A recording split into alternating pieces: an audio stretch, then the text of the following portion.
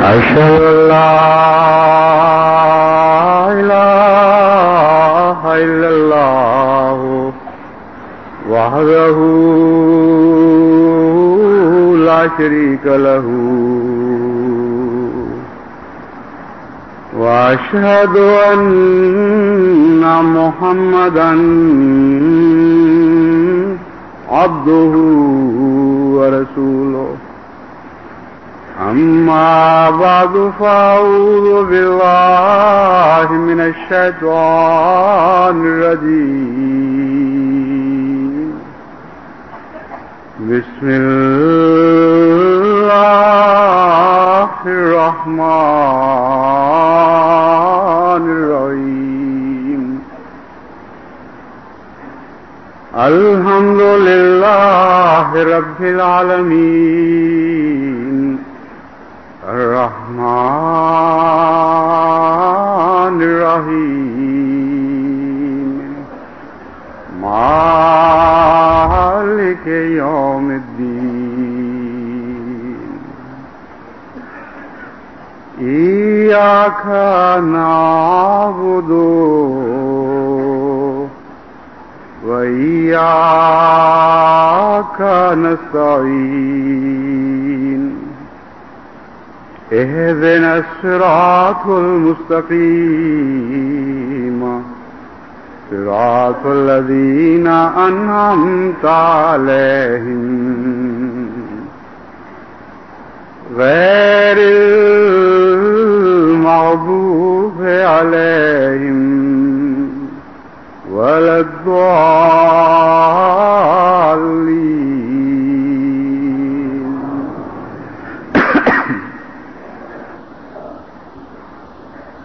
قرآن کریم نے خود قرآن کریم کا اور مذہب کا جو خلاصہ پہلی آیت میں یا شروع میں پیش کیا ہے وہ 3 لفظی ہے. پہلی آیت میں تو کتاب کا تعارف ہے اور دوسری آیت میں کتاب کی تعلیم کا خلاصہ یعنی مذہب کا خلاصہ پیش کیا گیا ہے. الف لام میم ذالک الکتاب لا ریب فیہ ھدی للمتقین. اور اگلی آیت میں اس ساری تعلیم کا خلاصہ یہ بیان فرمایا الذین یؤمنون بالغیب ویقیمون الصلاۃ ومما رزقناہم ینفقون. اور پھر تیسری آیت میں اس دوسری آیت کی تفصیل بیان فرمائی کہ غیب کے کیا معنی ہیں اور یقیمون الصلاۃ کی تعلیم وہ کس سے لیتے ہیں اور کس طرح حق ادا کرتے ہیں اقامت صلاۃ کا. اور انفاق فی سبیل اللہ جو بنی نوع انسان کے دراصل حقوق کی ادائیگی ہے وہ کیسے اختیار کرتے ہیں اس کے متعلق فرمایا کہ وہ حضرت صلی اللہ علیہ وآلہ وسلم سے سیکھتے ہیں. اس سے پہلے بھی خدا ہی نے جو بزرگ بھیجے انہی سے لوگ سیکھتے رہے تھے اور آئندہ بھی سچی تعلیم وہی لے کے آئے گا جو خدا ہی سے پائے گا. الذین یؤمنون بما انزل الیک وما انزل من قبلک وبالآخرۃ ھم یوقنون. تو خلاصہ بیان فرما دیا اس نظام کا جس کے ذریعے سے انسان ایمان بالغیب سیکھتا ہے اور وہ نظام خود ایمان غیب کا ہی حصہ ہے. اور پھر اقامت الصلاۃ یعنی حقوق اللہ کی تعلیم حاصل کرتا ہے اور پھر انفاق فی سبیل اللہ یعنی بنی نوع انسان کے حق ادا کرنے کے اسلوب سیکھتا ہے. پہلی 3 باتیں جن کی طرف قرآن کریم مومن کو متوجہ کرتا ہے جس کے بغیر نہ وہ متقی بن سکتا ہے نہ وہ شک سے پاک ہو سکتا ہے نہ ہدایت کی کوئی منزل بھی پا سکتا ہے وہ ہے یؤمنون بالغیب غیب پر ایمان لاتے ہیں. غیب کیا ہے اس کی تفصیل جیسا کہ میں نے بیان کیا اگلی آیت میں इशारा करके ये बयान फरमा दी कि जो तुमने सीखना है गैब तो मोहम्मद मुस्तफ़ा सल्लल्लाहु अलैहि वसल्लम से सीख लो, और ईमान बिल गैब क्या होता है इसकी भी तफसील मोहम्मद मुस्तफ़ा सल्लल्लाहु अलैहि वसल्लम ही बयान फरमाएंगे। लेकिन चूंकि आज के खुतबे का मौजू ये हिस्सा नहीं, इसलिए मैं इसको फिलहाल छोड़ रहा हूं। आज के खुतबे का मौजू इस तालीम का दरमियानी हिस्सा यानी इकामत सलात है, अल्लाह के हकूक की अदायगी। जहां तक इंफाक फी सबीलिल्लाह का ताल्लुक है, गुज़श्ता मुतअद्दिद खुतबात में मैं उसके मुतल्लिक मुख्तलिफ पहलुओं से तवज्जो दिलाता भी रहा हूं, और अल्लाह ताला के फजल से जमात में इतनी गैर मामूली बेदारी पाई गई है कि मेरे तसव्वुर की कोई छलांग भी ये अंदाजा नहीं कर सकती थी कि इतना नुमायां ताउन फी सबीलिल्लाह मुझे हासिल होगा। बाज़ जगह तो यूं मालूम होता था कि खुदा के फरिश्ते दिलों को तब्दील करके जबरदस्ती माली कुर्बानी की तरफ मुतवज्जे कर रहे हैं,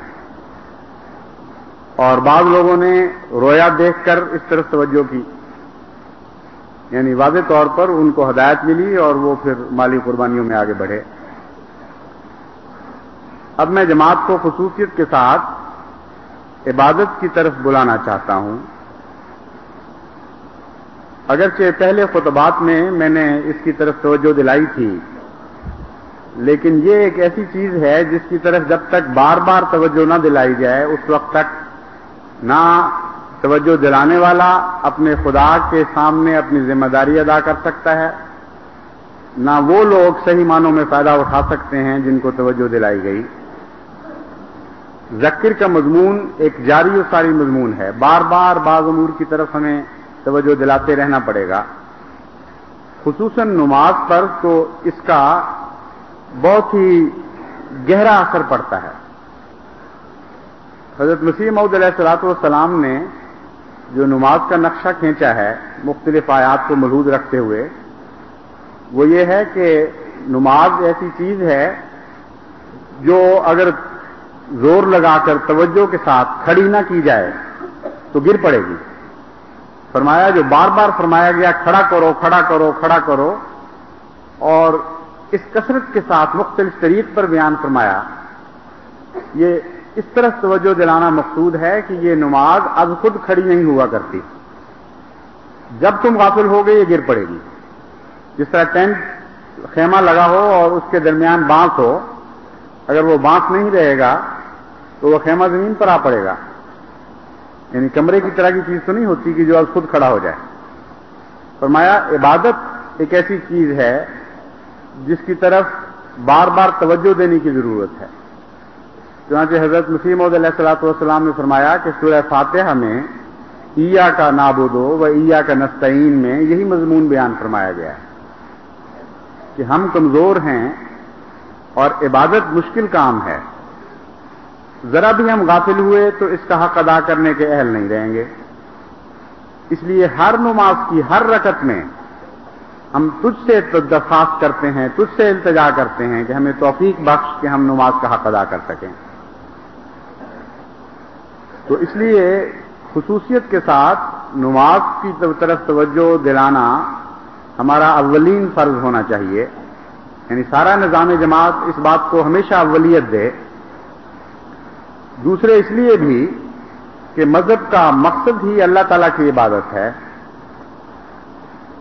हुकूकुल इबाद इसका दूसरा हिस्सा जरूर है, लेकिन इबादत के बगैर हुकूकुल इबाद भी नहीं आ सकते। कभी दुनिया की किसी कौम ने हुकूकुल इबाद नहीं सीखे सिवाय इसके कि अल्लाह ने उनको सिखाए हों। और सही मानों में हुकूकुल इबाद की आखिरी बुनियादें मजहब में मिलती हैं। इसके सिवा तो बाकी सारी छीना झपटी है और अंधेरे में तामक तो ये मारने का नाम है। हुकूकुल इबाद के नाम पर जुल्म की तालीम तो दी गई है, लेकिन हुकूकुल इबाद किसी इंसान ने किसी इंसान को नहीं सिखाए। जितनी भी तालीमात हैं उनका खुलासा यह है कि वो मजहब से ही हुकूकुल इबाद निकले हैं, और हुकूकुल इबाद वही लोग अदा कर सकते हैं जो इबादत का हक पहले अदा करते हैं। اور جن کی عبادتیں کمزور پڑ جائیں وہ حقوق العباد میں بھی کمزور پڑ جاتے ہیں،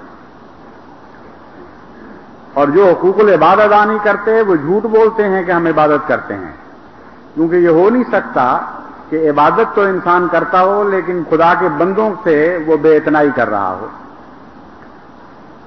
چنانچہ اس مضمون کو قرآن کریم بہت کھول کر بیان فرماتا ہے، ویل للمصلین الذین هم عن صلاتهم ساہون، کہ اگرچہ نماز انسان کے لیے زندگی کا موجب ہے، اس کی بقا کا موجب ہے، اس کے لیے اس کو فلاح کی طرف لے کے جاتی ہے، لیکن کچھ نمازیں ایسی ہوتی ہیں جو ہلاکت کا پیغام دیتی ہیں۔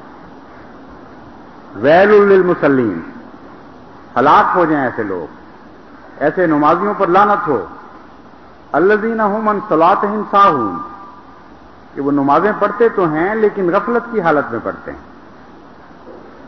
اور عن صلاتهم ساہون کا ایک یہ مفہوم ہے کہ نماز کی ذمہ داریوں سے غافل رہتے ہیں۔ نماز جن تقاضوں کی طرف بلاتی ہے یا جن تقاضوں کی طرف بلانے کے لیے نماز پڑھی جاتی ہے، ان تقاضوں سے غافل ہو جاتے ہیں، یعنی نہ اللہ کی محبت ان کے دل میں پیدا ہوتی ہے، نہ محض للہ کام کرنے کی عادت ان کو پڑتی ہے، اور نہ حقوق العباد ادا کرتے ہیں۔ یہ ساری چیزیں نماز کی بنیادی صفات ہیں۔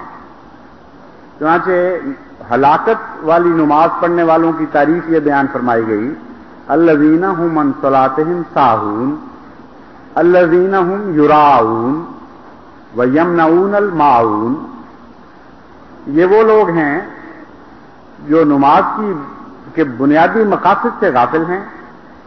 نتیجہ یہ نکلتا ہے کہ ریاکاری کی خاطر نماز پڑھنے لگ جاتے ہیں اور رب کی خاطر نماز نہیں پڑھتے، یعنی جو بنیادی مقصد ہے نماز کا، اللہ سے تعلق کا قیام، اس سے یہ محروم رہ جاتے ہیں۔ اور فرمایا کہ جو خدا سے تعلق قائم کرنے میں محروم رہ جایا کرتے ہیں، ان کی قطعی علامت یہ ہے کہ خدا کے بندوں سے بھی وہ کٹ جاتے ہیں۔ جو خدا کے حقوق ادا نہیں کرتے، یہ ممکن ہی نہیں ہے کہ وہ خدا کے بندوں کے حقوق ادا کر سکیں۔ چنانچہ فرمایا وَيَمْنَعُونَ الْمَاعُونَ، اتنے خسیس ہو جاتے ہیں، اتنے کمزرف ہو جاتے ہیں کہ معمولی بنی نوع انسان کی ضرورتیں پوری کرنے سے بھی گریز کرنے لگ جاتے ہیں۔ یہاں تک ان کی حالت ہو جاتی ہے کہ ایک ہمسائے نے اگر آگ مانگی ہے تو اس سے ان کو تکلیف پہنچی ہے، ایک ہنڈیا طلب کی ہے تھوڑی دیر کے لیے تو اس سے ان کو تکلیف پہنچتی۔ اور یمنعون الماعون میں دونوں باتیں ہیں، خود بھی منع رہتے ہیں اور اپنے بچوں کو اور اپنے ماحول کو بھی کہتے ہیں کہ کیا بکواس لگائی ہوئی ہے اس میں، بار بار مصیبت ڈالتی رہتی ہے ہمسائن، اس کو یہ چیز نہیں دینی۔ تو نماز کا خلاصہ یہ بیان فرمایا کہ عبادت کے بغیر بنی نوع انسان نہ اللہ سے تعلق قائم ہوتا ہے نہ اس کی مخلوق سے۔ اس لیے اگر بنی نوع انسان کے حقوق ادا کرنے ہیں، جو مما رزقناہم ینفقون کے ذریعے بیشتر حد تک ادا ہوتے ہیں، بلکہ اگر اس کی وہ تعریف کی جائے جو حضرت مسیح موعود علیہ الصلوۃ والسلام نے فرمائی ہے، تو بیشتر کا لفظ پھر کمزور لفظ ہے۔ تمام بنی نوع انسان کے حقوق ہر قسم کے مما رزقناہم ینفقون کے تابع ادا ہوتے ہیں۔ اس کو عبادت کے بعد رکھا ہے، اور یہ ترتیب بتا رہی ہے کہ عبادت ہی کے نتیجے میں دراصل بنی نوع انسان کے حقوق ادا کرنے کی توفیق عطا ہوتی ہے۔ بس خلاصہ مذہب جہاں تک اعمال کا تعلق ہے وہ عبادت میں ہی آ کے ختم ہو جاتا ہے۔ غیب کا معاملہ تو ایمانیات سے ہے، ایمان نہ ہو تو عبادت کی توفیق نہیں مل سکتی، یہ درست ہے، لیکن جہاں تک اعمال کا تعلق ہے، اعمال کا خلاصہ نماز ہے۔ نماز قائم ہو تو حقوق اللہ بھی ادا ہوں گے، نماز قائم ہو تو حقوق العباد بھی ادا ہوں گے، اور یہ نہ رہے تو کچھ بھی باقی نہیں رہے گا۔ اور تقویٰ کا بھی یہی خلاصہ بیان فرمایا۔ جو متقیوں کی تعریف بیان فرمائی، اس کا خلاصہ اگر نماز ہے تو متقی کی زندگی کا خلاصہ بھی نماز ہی بنتی ہے۔ تو جان ہے یہ مومن کی زندگی کی، اور مذہب کے فلسفے کی بنیاد اس بات پر ہے کہ انسان اپنے رب سے سچا تعلق عبادت کے ذریعے قائم کرے. اس پہلو سے جیسا کہ میں نے بیان کیا تھا کمزوریاں آتی چلی جاتی ہیں اور ایک دفعہ آپ زور لگاتے ہیں نماز کا معیار بڑھ جاتا ہے, پھر نماز گرنے لگ جاتی ہے, پھر زور لگاتے ہیں پھر بڑھتا ہے.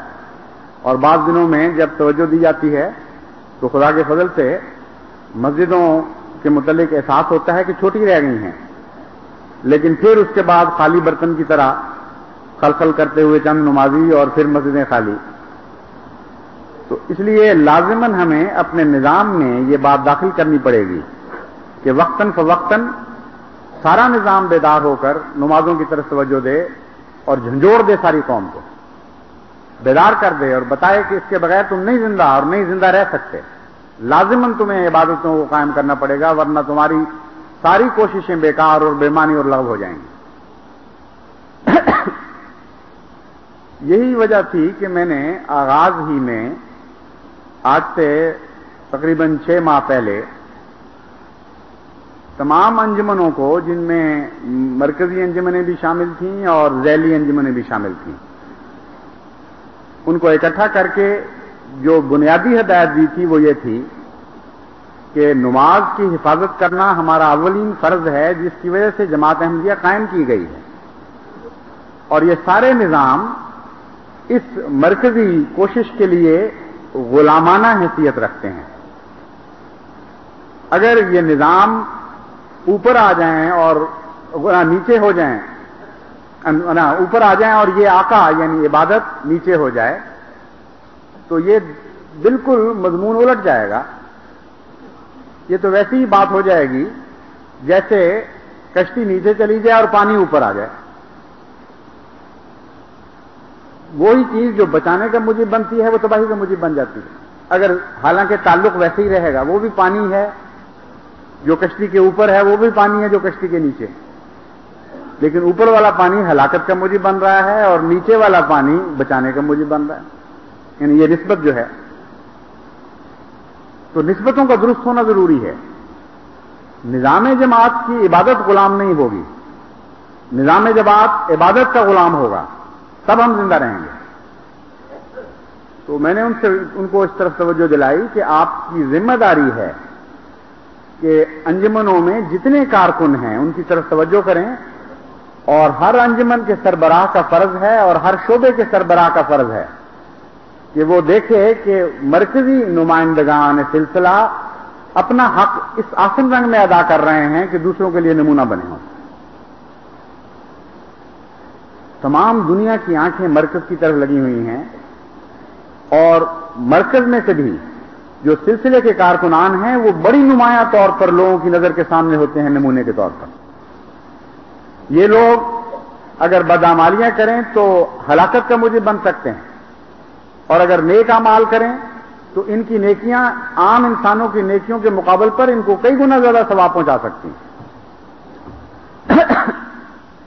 چنانچہ میں نے جو ہدایت دی اس کا خلاصہ یہ تھا کہ آپ توجہ فرمائیں, اور 6 مہینے میں آپ کو دیتا ہوں کہ بار بار نصیحت کے ذریعے کوشش کریں کہ تمام کارکنان نماز کے فریضے سے پیچھے نہ رہیں, سوائے اس کے کہ کوئی مجبور ہو بیماریوں کی وجہ سے. بعض ٹانگوں کی بیماری یا کمر کی بیماری یا اور کچھ ایسی تکلیفیں ہو سکتی ہیں کہ انسان دفتر میں تو پہنچ جاتا ہے اور کرسی پر بیٹھ کر اپنے فرائض بھی ادا کر دیتا ہے, لیکن باجماعت نماز کی توفیق نہیں پا سکتا. تو جہاں تک شرعی مجبوریوں کا تعلق ہے اس میں ہم دخل نہیں دے سکتے, لیکن واضح اور یقینی شرعی مجبوریوں کے سوا سلسلے کے سارے کارکنان کو نمازوں میں پیش ہونا چاہیے اور باقی احمدیت کے لیے نمونہ بننا چاہیے.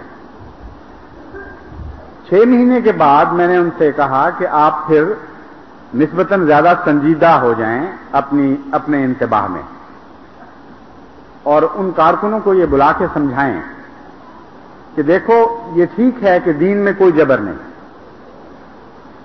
ہم تمہیں نمازوں پر مجبور نہیں کر سکتے, लेकिन जबर ना होने के दो रुख हैं। तुम पर अगर जबर नहीं तो जमात अहमदिया पे क्या जबर है कि ये जरूर बेनमाजियों को मुलाजिम रखे। इसलिए ये दो तरफा बात चलेगी। सिर्फ तुम आजाद नहीं हो, जमाती निजाम भी आजाद है। वो आजाद है इस बात पर कि जिस किस्म के कारकुन रखे, जिस किस्म के कारकुन ना रखे, उसको इख्तियार है। इसलिए हम तुम्हें मौका देते हैं कि या तो तुम अपनी नमाजें दुरुस्त करो, लेकिन चूंकि तुम आजाद हो सकता है तुम फैसला ना मानो। हम दरोगा नहीं हैं, खुदा तुम्हारा निगरान, असल दरोगा तो खुदा ही है, उसी के हुजूर तुमने हाजिर होना है। तो तुम अगर नहीं मान सकते ये फैसला तो हम तुम्हें कोई सजा नहीं देंगे। ये सजा जजा अल्लाह से ताल्लुक रखती है। लेकिन हम भी आजाद हैं इस बात पर कि तुम्हारे जैसे कारकुन को हम ना रखें, क्योंकि हमारी मजबूरियां हैं। सारी दुनिया में जिम्मेदारियां अदा करनी है, सारी दुनिया के लिए नमूना बनना है। अगर इबादत से गाफिल कारकुन बैठे हों तो ना वो दुआएं कर सकते हैं, ना उनके अंदर तकवा का आला मयार होगा, ना वो सही नमूना बन सकेंगे। हजार मुसीबतें जमात के लिए खड़ी करती रहेंगे। बुझा ये कि सारे मरकजी कारकुनान इबादतों का हक अदा करने वाले हों, उनकी मजमूई तकवा की ताकत कहां और कहां ये कि चंद आदमी बाकी का हक अदा कर रहे हों और अक्सरियत गाफिल हो और बोझ बनी हुई हो निजाम के ऊपर। तो इस पहलू से 6 महीने के बाद उन्होंने वार्निंग देनी थी, लेकिन मैं खामोशी से जो देख रहा हूं, मेरे नजदीक इस काम में गफलत की गई है। इसलिए साल के बाद पकड़ने की बजाय अभी 3 महीने बाकी हैं, मैं दोबारा मुतनब्बे कर देता हूं। ये बात मुझे उस वक्त से याद है, मुसलसल याद रही है, और नमाजों पर जब मैं निगाह डालता हूं तो याद आती रहती है। इसलिए ये ख्याल दिल में कोई ना लाए कि मैं भूल चुका हूं। ये जो फैसला है इस पर बहरहाल अमल दरामद होगा। अल्लाह ताला सिलसिले को बेहतर कारकुन दे देगा। मुझे कतन कोई परवाह नहीं कि बेनमाजी निकल जाए तो हमारे काम कौन करेगा। बेनमाजी निकलेंगे तो काम बेहतर होंगे, मैं ये आपको यकीन दिलाता हूं। और आपको यकीन आए ना आए, मुझे यकीन है इस बात का, क्योंकि खुदा का कलाम झूठा नहीं हो सकता। खुदा का काम खुदा की इबादत करने वाले ये अदा करने का हक रखते हैं, दूसरों को ये हक नहीं है। और वो करें भी तो उस आसन रंग में नहीं अदा कर सकते। इसलिए मैं आपको मुतवज्जे दोबारा कर रहा हूं, सारी अंजुमनों को भी और सारी जमात को सुनाना चाहता हूं, क्योंकि आज मुशावरत पर पाकिस्तान की तो अक्सर जमातों के नुमाइंदे आए हुए हैं और बाहर की दुनिया से भी नुमाइंदे आए हुए हैं। तो जो बात मैं यहां सुना रहा हूं आपके सामने, उसकी हिकमत यह है कि आप अपने अपनी जगह पर भी इसी तरह जवाब दे होंगे। हर जमात की मजलिस आमला, हर जमात की तंजीम, का वो तोई अंजुमन की हो या मरकजी हैसियत रखती हो, वो हर जगह बिल्कुल इसी तरह जिम्मेदार है। अजीब गरीब बाज़ दफा वाकयात सामने आते हैं कि मजलिस खुदामल अहमदिया की आमला का इजलास हो रहा है और वहां नमाज बाजमात खड़ी हो जाती है और आमला को परवाही कोई नहीं। वो समझते हैं हम इतने संजीदा हम काम में मसरूफ हैं कि नमाज से हम ऊपर हो गए। जैसा कि मैंने बयान किया था, जब पानी कश्ती से ऊपर आएगा तो हलाक करेगा। कश्ती में ताकत ही नहीं है कि पानी को संभाल सके। इसलिए आपने इबादत का गुलाम बनना है तो जिंदगी पानी है। अगर इबादत को अपना गुलाम बनाने की कोशिश करेंगे तो लाजमन आप हलाक होंगे। इसी तरह बाज़ दफा उमरा के मुतालिक पता चलता है कि वो अपनी मीटिंग्स में बैठे हुए हैं और बसा औकात सिर्फ संजीदा बातें नहीं हो रही होती, बैठ के शुगल की बातें भी चल रही होती हैं और नमाज होती है और परवाह नहीं करते। तो जिन बातों का मरकज पाबंद है उन्हीं बातों की जमातें हर जगह पाबंद हैं। इसलिए आपको इस तरफ तवज्जो देनी पड़ेगी और बेहतरीन नमूने कायम करने पड़ेंगे जमात के जिम्मेदार आदमियों को। जहां तक नमाज का ताल्लुक है, कुजा ये कि मस्जिद में बैठा हो या दफ्तर में बैठा हो और मस्जिद तक ना जाए। कहां हजरत सल्लल्लाहु अलैहि वसल्लम का उसवा और आपकी तालीम कि एक अंधा जो दूर से नमाज की आवाज सुनता है उसको भी इजाजत देने के बाद वापस ले ली। اور فرمایا کہ تمہیں اجازت نہیں ہے بے جماعت نماز پڑھنے کی۔ واقعہ یوں ہوا کہ حضور صلی اللہ علیہ وآلہ وسلم کے پاس ایک اندھا حاضر ہوا اور اس نے کہا یا رسول اللہ، یہ مدینے کی گلیوں میں ٹھوکریں لگی ہوئی ہیں، مختلف حدیثوں میں مختلف تفصیلیں ملتی ہیں۔ کہیں آتا ہے کہ رات کو جانوروں کا، جنگلی جانوروں کا بھی خطرہ ہوتا ہے، کہیں آتا ہے کہ مجھے ساتھ لے جانے والا کوئی نہیں ہے، تو اس لیے مجھے اجازت فرمائی جائے کہ میں گھر پہ ہی نماز پڑھ لیا کروں۔ چنانچہ حضرت صلی اللہ علیہ وآلہ وسلم نے اجازت فرما دی۔ جب وہ جانے لگا اٹھ کر اور ابھی باہر قدم رکھا ہی تھا تو حضرت صلی اللہ علیہ وآلہ وسلم نے واپس بلایا کہ بات سن جاؤ۔ اس نے کہ کیا ہے یا رسول اللہ؟ فرمایا کہ تمہیں ندام بالصلاۃ آتی ہے کہ نہیں؟ حل تسمع ندام بالصلاۃ ہے، اس سے مراد اذان لے لیں یا تکبیر لے لیں، جو بھی لیں، مراد یہ ہے کہ نماز کی طرف بلانے کی آواز تمہارے کان میں پڑتی ہے کہ نہیں؟ اس نے کہا ہاں یا رسول اللہ، میں سنتا ہوں۔ فرمایا پھر جواب دیا کرو، پھر تمہیں اجازت نہیں ہے کہ تمہارے کانوں میں آواز پڑے اور اس کے باوجود تم انکار کر دو۔ حضرت صلی اللہ علیہ وآلہ وسلم کا عجیب تعلیم کا طریق تھا، اتنا لطیف، اتنا پیارا کہ باتوں کی تہ میں ڈوبیں تو حسن ہی حسن نظر آتا ہے۔ تعلیم یہ دی کہ تم آنکھوں سے تو محروم ہو، کانوں کو کیوں ثواب سے محروم رکھتے ہو؟ جن اعضاء کے ذریعے تمہیں خدا کی طرف بلایا جا رہا ہے وہاں سے تو لبیک کہہ دو۔ ایک بدقسمتی کے نتیجے میں دوسری بدقسمتی کیوں مول لیتے ہو؟ تو حضرت صلی اللہ علیہ وآلہ وسلم کا تعلیم کا طریق تو یہ تھا، یہ کہ ہر طرف سے اذانوں کی آوازیں آ رہی ہوں، نماز کی طرف بلایا جا رہا ہو، اور کارکنان سلسلہ یا عاملہ کے ممبران یا سلسلے کے دیگر کارکنان خاموشی سے سن رہے ہوں جیسے کسی اور کو بلایا جا رہا ہے۔ یعنی بہرا جس کو کہتے ہیں اس کی اور کیا تعریف ہے؟ سمن بکمن امیون فہم لا یرجعون کا روحانی معنی تو یہی ہے کہ وہ سنتے ہیں اور نہیں سنتے، دیکھتے ہیں اور نہیں دیکھتے، اور جو سننے اور دیکھنے کی طاقت سے محروم ہو جائے وہ بالکل ہر لحاظ سے ایک بے معنی جانور کی طرح زندگی بسر کرتا ہے، نہ اس کو بولنے کی طاقت ہے نہ سمجھنے کی طاقت ہے۔ تو اس لیے عبادت کا حق ادا کرنا نہایت ہی اہم ہے، اور باقی کارکنان سلسلہ جن کی اس کی طرف میں مضمون کی طرف واپس آتے ہوئے ان سے کہتا ہوں کہ 3 مہینے کے اندر اندر یہ فیصلہ کر لیں کہ سلسلے کی ملازمت کرنی ہے یا نہیں کرنی۔ جہاں تک ان کے اس فیصلے کا تعلق ہے وہ آزاد ہیں، جو بھی فیصلہ کریں ان کی مرضی ہوگی، لیکن اگر وہ عبادت کی خاطر عبادت کریں نہ کہ ملازمت کی خاطر، اور اللہ تعالیٰ سے تعلق قائم کرنے کی خاطر نماز پڑھیں، تو یہی سب سے اچھا سودا ہے، اور ایسے ہی کارکنان کی سلسلے کو ضرورت ہے۔ اگر وہ کسی وجہ سے یہ فریضہ ادا نہیں کر سکتے تو ہمیں احسان کے ساتھ ان کو الگ کرنا ہوگا، اور ان کی فہرستیں بن جانی چاہیے اور ان سے معاملہ طے ہو جانا چاہیے۔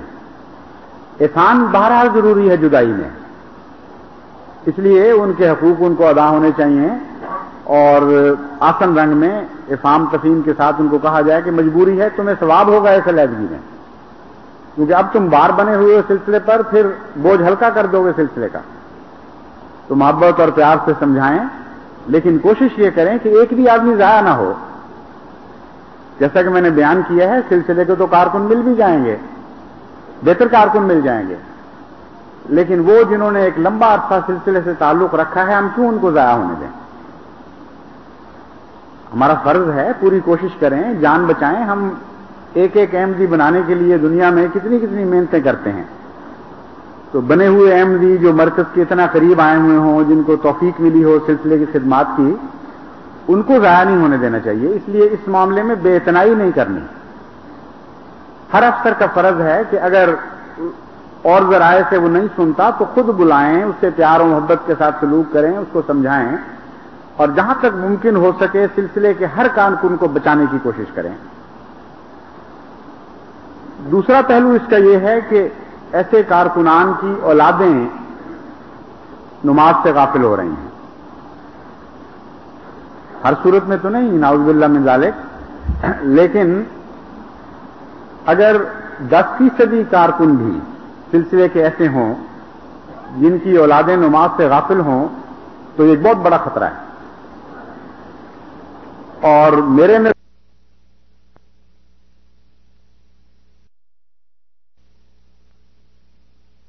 لیکن اصل میں تو گھر ہے جو گہوارہ ہے تربیت کا، اور گھر کے معاملے میں حضور صلی اللہ علیہ وآلہ وسلم کی تعلیم یہ ہے کہ ہر باپ ذمہ دار ہے اپنی اولاد کا، اور قرآن کریم نے مختلف رنگ میں بڑے ہی گہرا اثر کرنے والے انداز میں اس مضمون کو پھیر پھیر کے بیان فرمایا ہے۔ کہیں حضرت اسماعیل کی مثال دی کہ دیکھو کس طرح وہ باقاعدہ صبح اٹھ کر اپنے گھر والوں کو نماز کی تعلیم دیا کرتا تھا اور بڑے صبر کے ساتھ اس پر قائم رہا، ساری زندگی وہ اس سے تھکا نہیں۔ کہیں یہ فرمایا لا تکونوا کالذین نسوا اللہ فانساہم انفسہم اولئک ھم الفاسقون، کہ دیکھو ان بدقسمتوں کی طرح نہ ہو جانا جنہوں نے ایک دفعہ اللہ کو یاد کیا اور پھر بھلا دیا اللہ کو۔ فانساہم انفسہم، اللہ نے ان کو بھلوا دیا خود اپنے آپ سے، ان کو اپنے نفوس کی، اپنے مال کی خبر نہیں رہی، ان کو اپنے اچھے برے کی تمیز نہیں رہی۔ اور سب سے بڑی ہلاکت انسان کے لیے یہ ہوا کرتی ہے کہ اس کو اچھے برے کی تمیز نہ رہے، اپنے حقیقی مقصد، اپنے حقیقی فائدے کا علم نہ ہو اس کو، اور اسی کا نام پاگل پن ہے۔ پاگل پن کی اس کے سوا کوئی تعریف بنتی نہیں۔ ہر وہ شخص جو اپنے مفاد کے متعلق نہ جان سکے کہ اس میرا اصل مفاد کس بات میں ہے، وہ ایسی باتیں کرتا ہے جس کو آپ کہتے ہیں پاگل ہو گیا۔ کوئی اٹھا کر اپنی جائیداد تقسیم کر دے، کوئی ایسی بات کرے کہ لوگ کہیں کہ احمق بیہودہ حرکت کر رہا ہے اور وہ بدنام ہو رہا ہو لوگوں کے سامنے۔ ہر بات میں پاگل پن کا خلاصہ یہ ہے کہ کوئی شخص اپنے مفاد سے بے خبر ہو جائے۔ تو اللہ تعالیٰ فرماتا ہے کہ ان لوگوں کو پھر خدا پاگل کر دے گا، ان کو ہوش نہیں رہے گی اپنی بھی، ان کو پتہ نہیں ہوگا کہ کس چیز میں ہمارا فائدہ ہے اور کس چیز میں فائدہ نہیں، کیونکہ ہر بات کا آخری ریفرنس اللہ کی ذات ہے۔ اگر خدا سے تعلق جوڑ کر رہنمائی حاصل نہ کی جائے تو نہ فرد اپنی رہنمائی کے اہل ہوتے ہیں، نہ قومیں اپنی رہنمائی کے اہل ہوتی ہیں۔ اور ساری دنیا میں جو تباہیوں کا نقشہ ہے وہ یہی ہے، اپنی عقل پر انحصار کر کے کبھی بھی دنیا میں کوئی قوم زندہ نہیں رہ سکی۔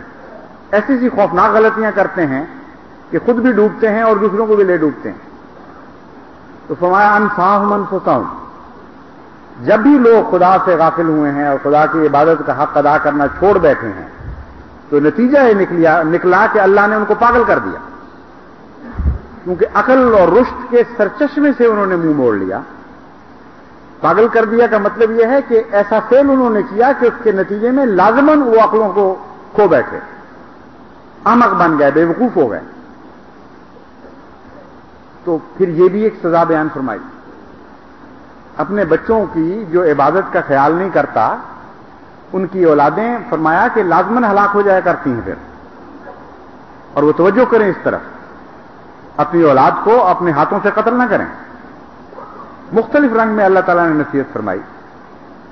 تو اگرچہ مردوں کو اس بات میں پابند کیا گیا ہے، لیکن یہ ہم اس بات کو نظر انداز نہیں کر سکتے کہ جب مرد باہر ہوتا ہے تو عورت مرد کی جگہ لے لیتی ہے،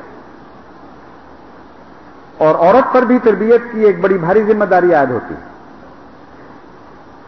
مرد کو اس لیے بنایا ذمہ دار کہ عورت پر مرد کو قوام بنایا ہے۔ مراد یہ ہے کہ اگر عورت کو ذمہ دار بنایا جاتا تو مرد باہر ہو جاتے اس ذمہ داری سے۔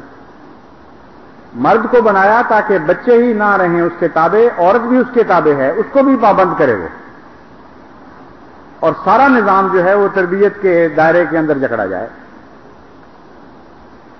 اور جہاں تک میں نے جائزہ لیا ہے، جو مائیں بے نماز ہوتی ہیں ان کے والدین باپ اگر کوشش بھی کریں تو اتنا اثر نہیں رکھتی ان کی کوشش جتنا اس صورت میں کہ مائیں بانماز ہوں.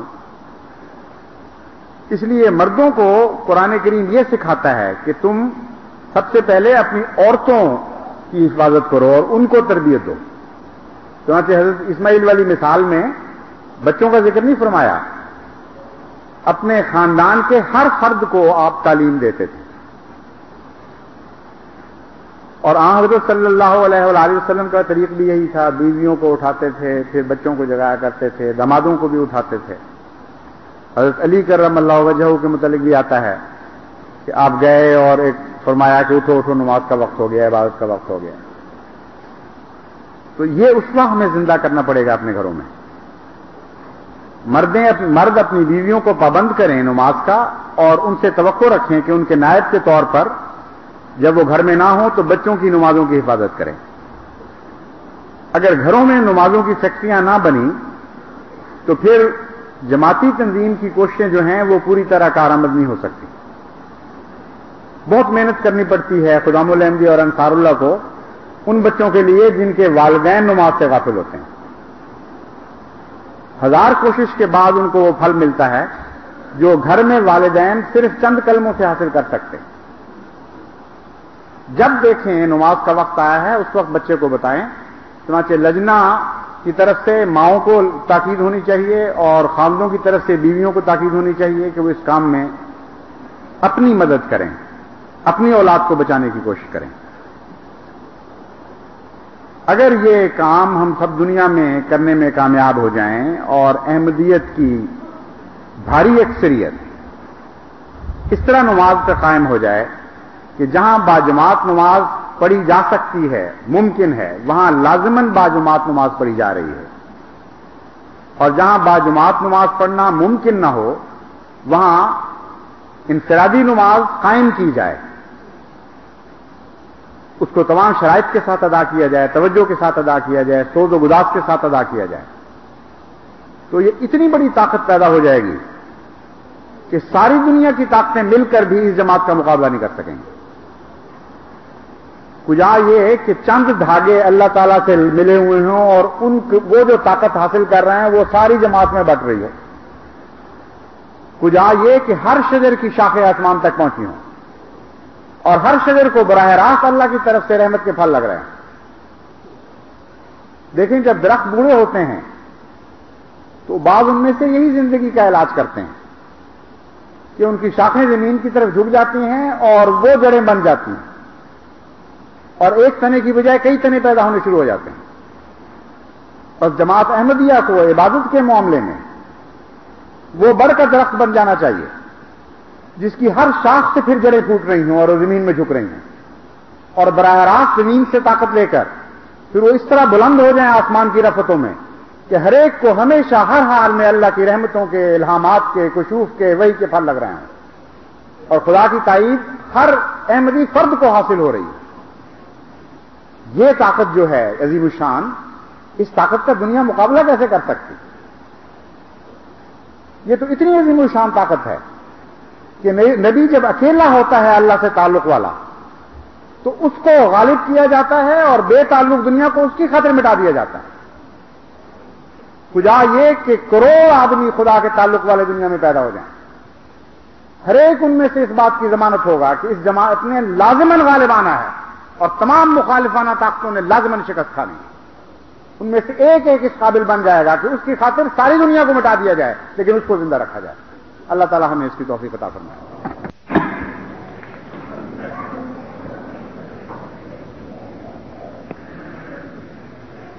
الحمد للہ نحمده ونستعینه ونستغفره ونؤمن به ونتوكل عليه ونعوذ بالله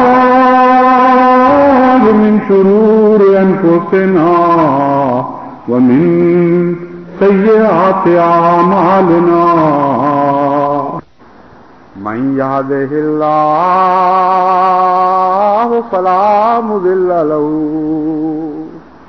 ومن يضلله فلا هادي له ونشهد أن لا إله إلا الله وحده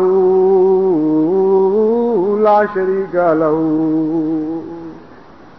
ونشهد أن محمدا عبده ورسوله. آج مجلس مشاورت ہونی ہے، اس لیے سابقہ روایات کے مطابق ایسے اہم دینی اجتماعات پر کیونکہ نماز جمع کرنے کی اجازت ہوتی ہے، اس لیے آج بھی انشاءاللہ تعالی جمعے کے ساتھ عصر کی نمازیں جمع کی جائیں گی. مجلس شورا کے ممبران کو چاہیے کہ وہ 4 بجے سے پہلے پہنچ کر اپنی اپنی نشستوں پر بیٹھ جائیں، کیونکہ انشاءاللہ تعالی پورے 4 بجے مجلس شورا کی کارروائی کا آغاز ہوگا. اور وہ سارے احمدی احباب مرد و زن جو ممبران نہیں ہیں وہ بھی شورا کی کارروائی میں شامل ہو سکتے ہیں دعاؤں کے ذریعے. اس تمام عرصے میں جہاں جہاں بھی احمدی ہوں وہ بکثرت دعائیں کریں کہ اللہ تعالیٰ اپنے فضل اور رحمت کے ساتھ تمام ممبران کے ذہن روشن فرمائے، خدا کی خاطر خدا کی دین کی بہبود کے لیے بہترین فیصلوں کی توفیق بخشے، اور پھر ان فیصلوں پر بآحسن رنگ عمل درآمد کی توفیق عطا فرمائے. عباد اللہ رحمکم اللہ، ان اللہ یامر بالعدل والاحسان وایتاء ذی القربى وینہی عن الفحشاء والمنکر والبغی یعظکم لعلکم تذکرون. اذکروا اللہ یذکرکم وادعوہ یستجب لکم ولذکر اللہ اکبر.